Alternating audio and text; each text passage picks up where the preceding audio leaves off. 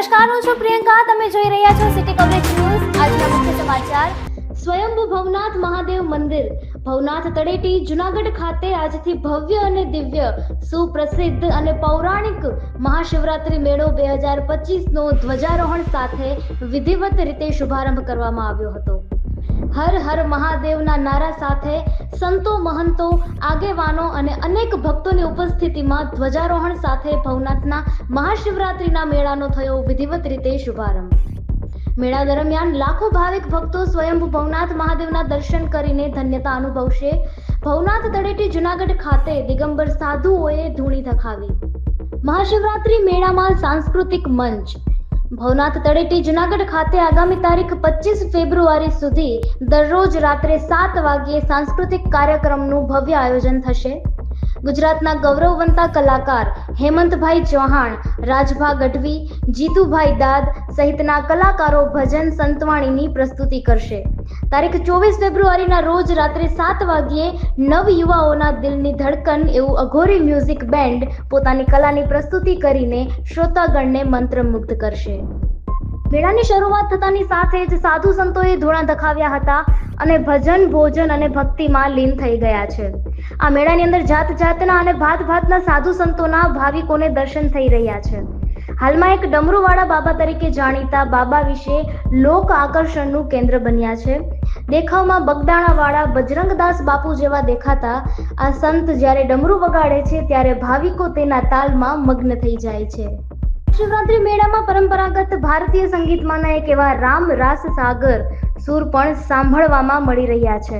આ મેળામાં 2 ભક્તો રામ સાગર લઈને આવ્યા છે અને પ્રાચીન ભજનોની રમઝટ બોલાવી રહ્યા છે.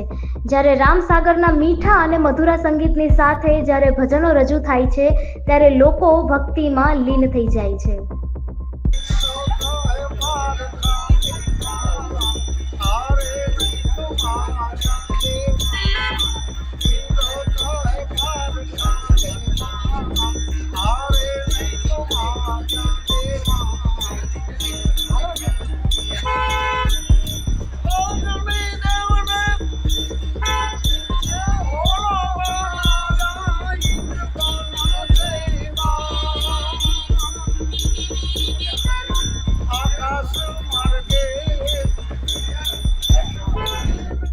દત્ત ચોક ખાતે જૂનાગઢ મહાનગરપાલિકા દ્વારા યાત્રાળુઓ તથા ભક્તજનોની સુખાકારી અને સરળતા અર્થે માહિતી કેન્દ્રનો પ્રારંભ. ભાવિકોની સુવિધાર્થે માહિતી કેન્દ્ર દત્ત ચોક અને central control room zonal office Bhavnath ખાતે થયો કાર્યરત. જૂનાગઢ એ ડિવિઝન પોલીસે પેટ્રોલિંગ દરમિયાન કારને રોકી ચેક કરતા જુદી જુદી બ્રાન્ડની બોટલ મળી આવતા કાર સહિત કુલ ₹1,38,460 ના મુદ્દામાલ સાથે આરોપીને દબોચી લઈ વધુ પૂછપરછ હાથ ધરી છે. આઈટીઆઈના સ્વામી વિવેકાનંદ સ્કૂલ પાસેથી નીકળેલ કારને રોકી ચેક કરતા આરોપી દેવા ઉર્ફે કાનો ભીમા દાસા ઉંમર વર્ષ 25 ના કબજામાંથી બોટલ નંગ 36, વિસ્કી બોટલ નંગ 24, 12 નંગ કાર સહિત કુલ ₹1,38,460 ના મુદ્દામાલ સાથે દબોચી લઈ એ ડિવિઝન પીએસઆઈ VL લગધીરે તપાસ હાથ ધરી છે. પાકિસ્તાનની જેલમાંથી 22 ભારતીય માછીમારો મુક્ત થયા છે. 2 થી 3 દિવસમાં વેરાવળ ખાતે પહોંચશે. પાકિસ્તાન સરકારે જે માછીમારોને મુક્ત કરવાનો નિર્ણય કર્યો છે તે તમામ માછીમારો કોઈને કોઈ બીમારીના ભોગ બનેલા હતા, જેથી પાકિસ્તાન સરકારે તેમને ભારત પરત મોકલવાનો નિર્ણય કર્યો છે. જે 22 માછીમારો ભારત આવી રહ્યા છે તેઓ કિડની, લીવર, ફેફસા, આંખ અને અન્ય પ્રકારની ગંભીર બીમારીઓમાં સપડાયેલા હતા.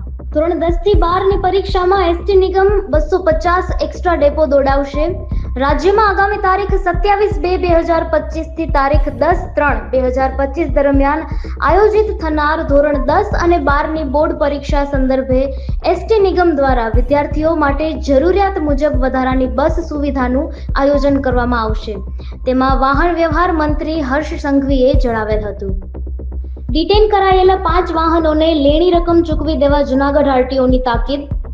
Gujarat motor vehicle tax act 1958 ની જોગવાઈઓ હેઠળ 5 વાહનોના બાકીદારોને નોટિસ આપવામાં આવી છે, જેમાં તારીખ 25/2/2025 સુધીમાં લેણી રકમ ભરીને વાહન છોડાવી જવા આખરી તક આપવામાં આવેલ છે. ભવનાથના મેળામાં જ્યારે લાખોની સંખ્યામાં ભાવિકો આવવાના છે ત્યારે એમની સુરક્ષા માટે પણ પૂરતી વ્યવસ્થા કરવામાં આવી રહી છે.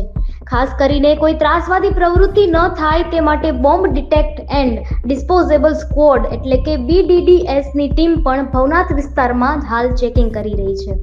સાથે સાથે સ્નિફર ડોગની પણ મદદ લેવાઈ રહી છે. આ સ્નિફર ડોગ ક્યાંય પણ બોમ્બ છુપાવ્યો હોય તો તે તરત શોધી આપે છે. આ ડોગને બોમ્બ શોધવાની વિશેષ તાલીમ આપવામાં આવી હોય છે.